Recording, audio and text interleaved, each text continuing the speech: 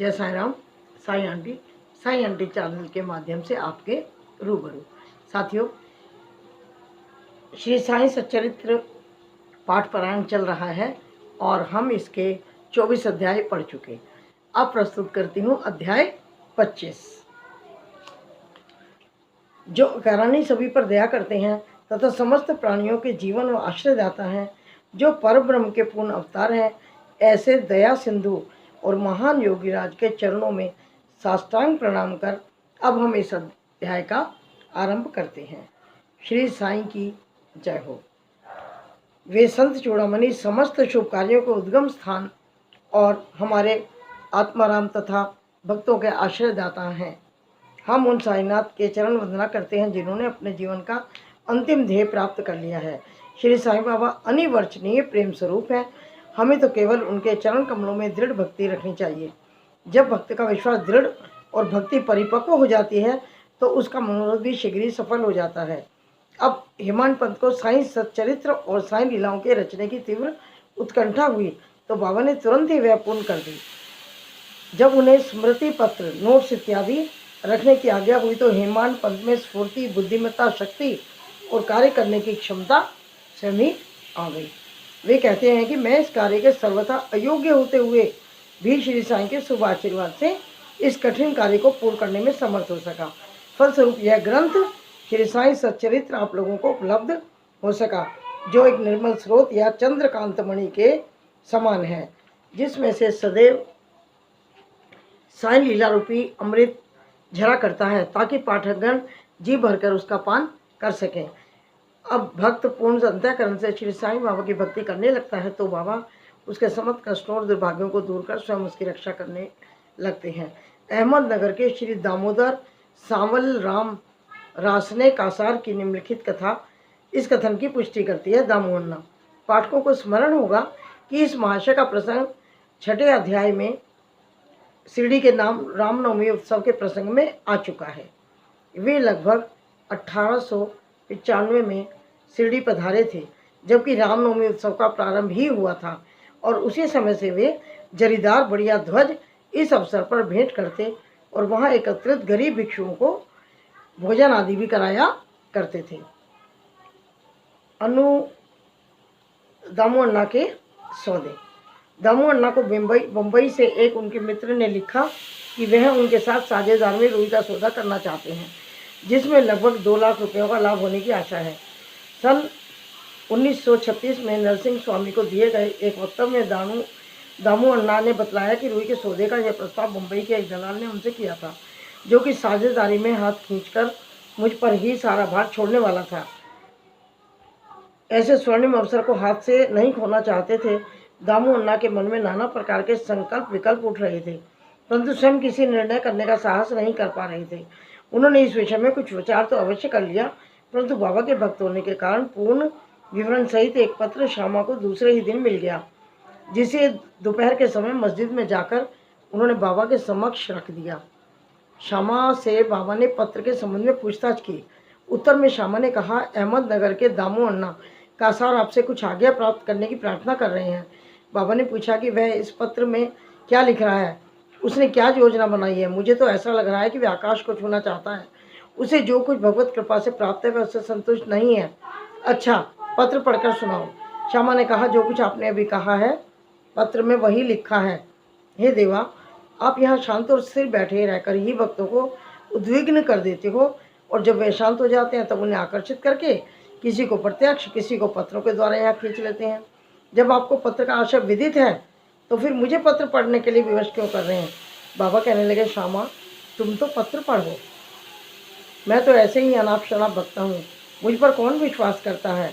तब श्यामा ने पत्र पढ़ा और बाबा उसे ध्यानपूर्वक सुनकर चिंतित होकर कहने लगे, मुझे ऐसा प्रतीत हो रहा है कि सेठ दामू अन्ना पागल हो गया है। उसे लिख दो, उसके घर में किसी वस्तु का अभाव नहीं है, इसलिए उसे आधी रोटी में ही संतोष कर लाखों के चक्कर से दूर रहना चाहिए। श्यामा ने उत्तर लिखकर भेज दिया, जिसकी प्रतीक्षा उत्सुकतावश दामू अन्ना कर ही रहे थे। पत्र पढ़ते ही लाखों रुपए के लाभ की आशा पर पानी फिर गया। उन्हें उस समय ऐसा विचार आया कि बाबा से परामर्श करके उन्होंने भूल की है, परंतु श्यामा ने पत्र में संकेत कर दिया देखने और सुनने में फ़र्क हुआ करता है, इसलिए श्रेष्ठकर तो यही होगा कि स्वयं शिरडी आकर बाबा की आज्ञा प्राप्त करो। बाबा से स्वयं अनुमति लेना उचित समझकर वे शिरडी आए। बाबा के दर्शन कर उन्होंने चरण सेवा की, परंतु बाबा के सम्मुख सौदे वाली बात कहने का साहस नहीं कर सके। उन्होंने संकल्प किया कि यदि उन्होंने कृपा कर दी तो इस सौदे में से कुछ लाभांश उन्हें भी अर्पित कर दूंगा, यानी बाबा को अर्पित कर दूंगा। मन में सोचा दामू अन्ना ने। यद्यपि यह विचार दामू अन्ना बड़ी गुप्त रीति से अपने मन में कह रहे थे, तो भी त्रिकालदर्शी बाबा से क्या छिपा रह सकता है। बालक तो मिष्ठान मांगता है, परंतु माँ उसे कड़वी दवाई पिलाती है, क्योंकि मिठाई स्वास्थ्य के लिए हानिकारक होती है, और इस कारण वह बालक के कल्याण के लिए उसे समझा बुझाकर कड़वी दवाई पिला ही देती है। बाबा एक दयालु माँ के समान है।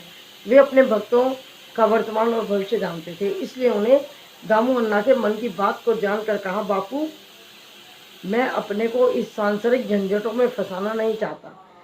बाबा की अस्वीकृति जानकर दामू अन्ना ने विचार त्याग दिया। तब उन्होंने अनाज, गेहूं, चावल आदि अन्य वस्तुओं का धंधा आरंभ करने का विचार किया। बाबा ने इस विचार को भी समझकर उनसे कहा कि तुम रुपए का 5 शेर खरीदोगे और 7 शेर बेचोगे, इसलिए उन्हें इस धंधे का भी विचार त्यागना पड़ा। कुछ समय तक तो अनाजों का भाव चढ़ता गया और ऐसा प्रतीत हुआ कि बाबा की भविष्यवाणी सत्य निकले, परंतु 2-1 मास के पश्चात ही सब स्थानों में पर्याप्त वृष्टि हुई, यानी बरसात हुई, और फलस्वरूप भाव अचानक गिर गए और जिन लोगों ने भी अनाज संग्रह कर लिया था उन्हें हानि उठानी पड़ी। इस प्रकार दामू अन्ना इस विपत्ति से बच गए। यह कहना व्यर्थ न होगा कि रुई का सौदा जो कि उस दलाल ने अन्य व्यापारी की साझेदारी में किया, उसमें उसे बहुत अधिक हानि हुई। बाबा ने उन्हें बड़ी विपत्तियों से बचा लिया। यह देखकर दामू अन्ना का साईं चरणों में विश्वास दृढ़ हो गया और वे जीवन पर्यंत बाबा के सच्चे भक्त बने रहे। आम्र लीला। एक बार गोवा के एक मामलतदार ने, जिनका नाम राले था, लगभग 300 आमों का एक पार्सल शामा के नाम शिरडी भेजा। पार्सल खोलने पर प्राय सभी आम अच्छे निकले। भक्तों में इनके वितरण का कार्य शामा को सौंपा गया। उनमें से बाबा ने 4 आम दामू अन्ना के लिए पृथक निकाल कर रख लिए। दामू अन्ना की 3 स्त्रियां थीं, परंतु अपने दिए वक्तव्य में उन्होंने बतलाया कि उनकी केवल 2 ही स्त्रियां थीं। वे संतानहीन थे। इस कारण उन्होंने अनेक ज्योतिषियों से इसका समाधान कराया और स्वयं भी ज्योतिष शास्त्र का थोड़ा ज्ञान उन्हें था, और अपनी जन्म कुंडली में एक पाप ग्रह स्थित होने के कारण उन्हें जीवन में संतान का सुख देखने का योग नहीं था, परंतु बाबा के प्रति तो उनकी अटल श्रद्धा थी। पार्सल मिलने के 2 घंटे पश्चात वे पूजन के लिए मस्जिद में आए। उन्हें देखकर बाबा कहने लगे कि लोग आमों के लिए कैसे चक्कर लगा रहे हैं, परंतु ये तो दामू के हैं, जिसके हैं उन्हीं को खाने दो, औरों को मरने दो। इन शब्दों को सुनकर दामू अन्ना के हृदय पर वज्राघात हुआ, परंतु महालसापति जो शिरडी के भक्त थे, उन्होंने समझाया कि मृत्यु शब्द का अर्थ अहंकार के विनाश से है। बाबा के चरणों की कृपा से तो यह आशीर्वाद है। तब वे आम खाने को तैयार हो गए। इस पर बाबा ने कहा, तुम नहीं खाओ, इन्हें जाकर अपनी छोटी स्त्री को खाने को दो। इन आमों के प्रभाव से उनके 4 पुत्र और 4 पुत्रियाँ होंगी। यह आगे शिरोधार्य कर उन्होंने वे आम ले जाकर अपनी छोटी स्त्री को दे दिए। धन्य है श्री साईं की लीला, जिन्होंने भाग्य विधान प्रकट कर उन्हें संतान सुख दिया। बाबा की स्वेच्छा से दिए गए वचन सत्य निकले, ज्योतिषियों के नहीं। बाबा के जीवन काल में उनके शब्दों ने लोगों से अधिक विश्वास और महिमा स्थापित की, परंतु महान आश्चर्य है कि उनके समाधि लेने के पश्चात भी उनका प्रभाव पूर्ववत ही है। बाबा ने कहा कि मुझ पर पूर्ण विश्वास रखो। यद्यपि मैं देह त्याग कर चला भी जाऊंगा, परंतु फिर भी मेरी अस्थियां आशा और विश्वास का संचार करती रहेंगी। केवल मैं ही नहीं, मेरी समाधि भी वार्तालाप करेगी, चलेगी फिरेगी और उन्हें आशा का संदेश पहुंचाती रहेगी, जो अनन्य भाव से मेरे शरणागत होंगे। निराश ना होना कि मैं तुमसे विदा हो जाऊंगा। तुम सदैव मेरी अस्थियों को भक्तों के कल्याण के लिए चिंतित पाओगे। यदि मेरा निरंतर स्मरण और मुझ पर दृढ़ विश्वास रखोगे तो तुम्हें अधिक लाभ होगा। अब हेमानपति यह प्रार्थना करते हैं, हे साईं सद्गुरु, हमारी आपसे प्रार्थना है कि आपके अभय चरणों में हमें कभी भी विस्मृति ना हो। आपके श्री चरण कभी भी हमारी दृष्टि से ओझल ना हो। हमें जन्म मृत्यु के चक्कर से हम अधिक दुखी ना हो। अब दया कर इस चक्र से हमारा शरीर उद्धार कर दो। हमारी इंद्रियों और हमारे विषय पदार्थों की ओर आकर्षित हो रही हैं, इन्हें भाव्य प्रकृति से रक्षा करो। इन्हें अंतर्मुखी बनाकर हमें आत्मदर्शन के योग्य बना दो। जब तक हमारा इंद्रियों की बहुमुखी प्रवृत्ति और चंचल मन पर अंकुश नहीं होगा, तब तक आत्म साक्षात्कार की कोई आशा नहीं है। हमारे पुत्र मित्र कोई भी अंत में हमारे काम न आएंगे। हे साईं, हमारे तो एकमात्र तुम ही हो जो हमें मोक्ष और आनंद प्रदान करोगे। हमारी तर्क वितर्क और अन्य कुप्रवृत्तियों को नष्ट कर दो। हमारी जीवा सदैव तुम्हारा नाम स्मरण को स्वाद लेती रहे। हे साईं, हमारे अच्छे बुरे सब प्रकार के विचारों को नष्ट कर दो। हे प्रभु, कुछ ऐसा कर दो कि जिससे हमें अपने शरीर और देह में आसक्ति ना रहे, हमारा अहंकार सर्वदा के लिए निर्मूल हो जाए और हमें एकमात्र तुम्हारे ही नाम की स्मृति बनी रहे और शेष सब विस्मरण हो जाए। हमारे मन की अशांति को दूर कर उसे स्थिर और शांत करो। हे साईं, यदि तुम हमारे हाथ अपने हाथ में ले लोगे तो अज्ञान रूपी रात्रि का आवरण शीघ्र दूर हो जाएगा और हम ज्ञान प्रकाश में सुखपूर्वक विचरण करने लगेंगे। यह जो तुम्हारा लीला अमृत पान करने का सौभाग्य हमें प्राप्त हुआ, इससे हम अखंड निद्रा से जागृत कर दिया है और तुम्हारी ही कृपा और हमारे गत जन्मों के शुभ कर्मों का ही फल है। इस संबंध में श्री दामोदर का उपरोक्त कथन को उपलब्ध किया जाता है, जो ध्यान देने योग्य है। एक समय जब मैं अन्य लोगों सहित बाबा के श्री चरणों के समीप बैठा था, तो मेरे मन में 2 प्रश्न उठे। इसका उत्तर इस प्रकार दिया: जो जन समुदाय श्री साईं के दर्शनार्थ शिरडी आता है, क्या उन सभी को लाभ पहुंचता है? इनका उत्तर दिया कि बौर लगे आम के पेड़ की ओर देखो। यदि सभी बौर फल बन जाएं, तो आमों की गणना भी ना हो सकेगी। परंतु क्या ऐसा होता है? बहुत से बौर झरकर गिर जाते हैं। कुछ फले और बड़े भी तो आंधी के झकझोरों से गिर जाते हैं और उनमें से कुछ ही शेष रह जाते हैं।